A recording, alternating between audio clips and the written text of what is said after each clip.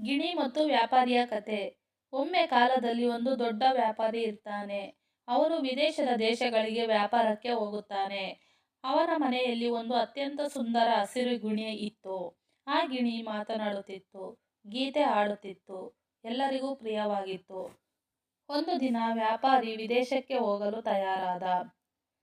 ಹೋಗುವ ಮೊದಲು ಅವನು ತನ್ನ ಮನೆಯಲ್ಲಿರುವ ಮಿತ್ರರಿಗೂ ಕೇಳಿದ, ನಿಮಗೆ ಯಾವ ಉಡುಗೊರೆ ತರಬೇಕು ಎಂದು. ಅದರಂತೆ ಗಿಣಿಗೂ ಸಹ ಕೇಳಿದ. ಗಿಣಿ ಹೇಳಿತು ಗಿಣಿ ಹೇಳಿತು ನೀನು ಹೋಗುತ್ತಿರುವ ದೇಶದಲ್ಲಿ ನನ್ನ ಹತ್ತಿರದ ಗಿಣಗಳಿದ್ದಾರೆ. ಅವರಿಗೆ ನನ್ನ ಕಡೆಯಿಂದ ಒಂದು ಸಂದೇಶ ಹೇಳು ಎಂದು. ನನ್ನನ್ನು ವ್ಯಾಪಾರಿ ಒಂದು ಬೋನಿನಲ್ಲಿ ಇಟ್ಟುಕೊಂಡಿದ್ದಾನೆ. ನಾನು ಸ್ವತಂತ್ರಳಲ್ಲ. ನೀವು ಹೇಗಿದ್ದೀರಾ ಎಂದು ಹೇಳು ಎಂದು ಹೇಳಿತು. ವ್ಯಾಪಾರಿ ಸರಿ ಎಂದು ವ್ಯಾಪಾರಕ್ಕೆ ಹೋದ. ಅಲ್ಲಿ ಕಾಡಿನಲ್ಲಿ ಹಲವಾರು ಗಿಣಿಗಳನ್ನು ಕಂಡ. ಅವುಗಳಿಗೆ ತನ್ನ ಗಿಣಿಯ ಮಾತು ಹೇಳಿದ. ಆಗ ಒಂದು ಗಿಣಿ ಆ ಮಾತು ಕೇಳಿ ನೆಲಕ್ಕೆ ಬಿದ್ದು ಮೌನವಾಗಿ ಬಿದ್ದಿತು, ಸತ್ತಂತೆ. ವ್ಯಾಪಾರಿಯು ತುಂಬಾ ದುಃಖಪಟ್ಟ.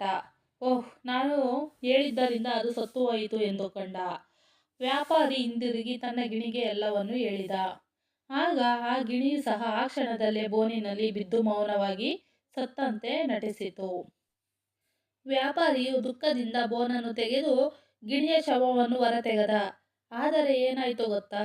ಗಿಣಿ ತಕ್ಷಣ ಹಾರಿಕೊಂಡು ಬಿಟ್ಟಿತು. ಅದು ನಗುತ್ತಾ ಹೇಳಿತು, ಆ ಗಿಣಿ ನನಗೆ ಮುಕ್ತಿಯ ಮಾರ್ಗ ಕಲಿಸಿತು. ಸತ್ತಂತೆ ನಟಿಸಿದರೆ ಬೋನಿನಿಂದ ಹೊರಬಹುದು ಎಂದು ತಿಳಿಸಿತು.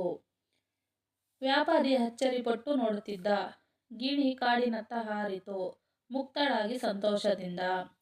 ಕಥೆಯ ಪಾಠ: ಬುದ್ಧಿ ಮತ್ತು ಧೈರ್ಯ ಇದ್ದರೆ ಯಾವ ಬಂಧನವೂ ಸಹ ಮುರಿಯಬಹುದು. ನಿಜವಾದ ಸ್ವಾತಂತ್ರ್ಯ ಮನಸ್ಸಿನಲ್ಲಿದೆ, ಬೋನಿನಲ್ಲಿ ಅಲ್ಲ. ಸ್ನೇಹಿತರಿಂದ ನಾವು ಅಮೂಲ್ಯ ಪಾಠಗಳನ್ನು ಕಲಿಯಬಹುದು.